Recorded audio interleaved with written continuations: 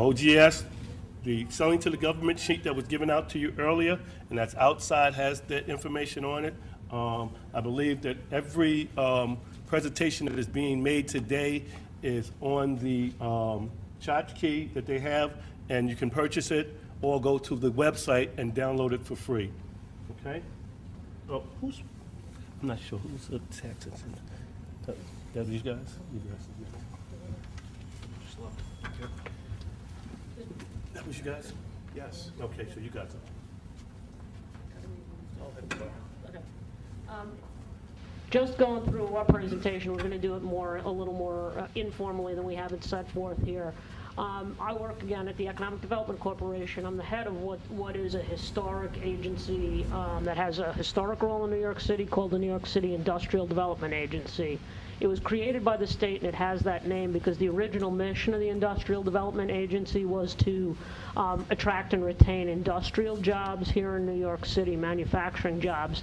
And it was probably one of the few governmental entities that had or state agencies that was built with its own destruction in mind, because ideally, if you look back to the 70s, the role of the IDA was to retain as many jobs in manufacturing as you possibly could, which, if you think about that goal very carefully, the highest manufacturing retention situation you could have would be an assembly line. But if you operated an assembly line pure, like doing a Model T Ford in New York City in this day and age, you'd never survive. You need to be fast, you need to be efficient, you need to be on top of trends.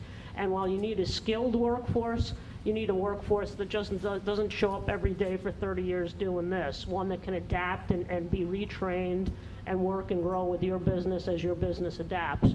So over time, the Industrial Development Agency has made adaptations. Some would argue for the good, some would argue for the bad. In conjunction with the law firms that we work with, one of which is represented next to me here, Nixon Peabody, we do a vast spectrum of projects. If you've passed warehouses in Brooklyn or Long Island City, it's likely that those are the recipients of IDA benefits. If you think of a business that you might have walked along on 3rd Avenue, like Simon's Hardware, we've provided tax incentives to their warehousing and their warehousing jobs in Long Island City. We have provided tax-exempt bonding for this building you're in right now. About 2 years ago, New York City IDA issued a tax-exempt bond under its not-for-profit capacity for this facility right here. New York City Industrial Development Agency is also the owner of both of the new baseball stadiums. So everybody that doesn't like the ticket prices, you can go complain to him. In any event, that's kind of an idea of what we do. And so then people start to question, what am I doing in this room? What exactly can I do for your business? Now, the bulk of my days are spent in the industrial portions of the city throughout the 5 boroughs. And what we like to invest, what my staff likes to invest, is really coming in, understanding your business. We've worked with businesses that start out as small as 3 or 4 employees but have heavy equipment needs. Usually we're working with businesses that are trying to work within some of the antiquated industrial space that we have within the city and improve and rehab that space. And the bulk of the benefits we can give, the misconception is I have a pot of dollars I can give you.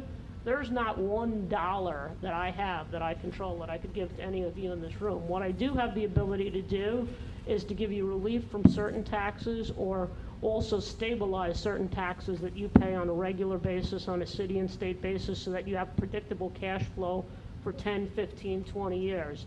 That stabilization helps attract the banks that'll give you the financing to buy the building, to fit out the building, to enter into a renovation project. So what we really look to do is, for this audience essentially, is if you're growing a business, and we're especially focused right now in being able to work with and understand people that are trying to work in and sell to the green and sustainable sector and provide them with incentives so that we grow that sector here in New York City, and also in new media, in again, internet, computers, some of these other areas that are emerging. The philosophy of this administration is that we are as diverse as possible. People look at my agency, and in the past, in other administrations, we provided significant incentives to the financial services industry. We were the economic stimulus bad guys long before the federal government ever thought about pumping money into banks and insurance companies.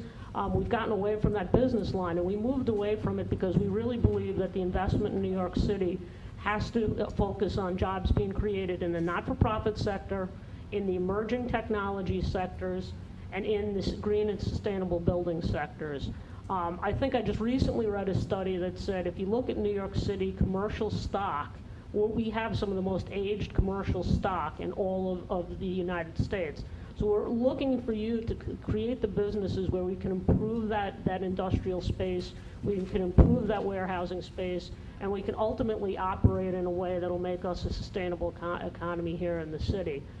The second portion is if your business directly isn't of that size or you're not considering real estate or real estate fit out, the other portion of it would be, are you a contractor? We work often with real estate businesses, and I would echo the urge that if you're already enrolling as a minority and women-owned business enterprise anyway, take the step to certification.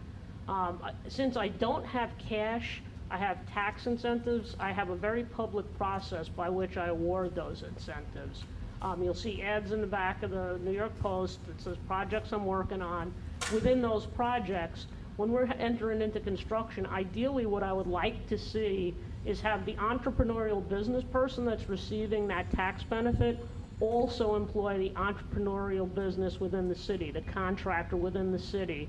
And then that makes a mutual win for all of us. So the certification of the MWBs, especially when it comes to construction contracting, if any of you are in the construction trades, make sure you take that step, make sure you take that certification. It makes it easier for us to find you, it makes it easier for my client base to find you, and ultimately on a public policy basis, when we can present a project that's not only good for retail purposes or warehousing purposes or industrial jobs or new tech jobs, but we also show that we're employing a skilled construction base here within the city. That's the biggest win we can get for the city's investment of the dollars, and it's the biggest win we can get for the state's investment in the city projects.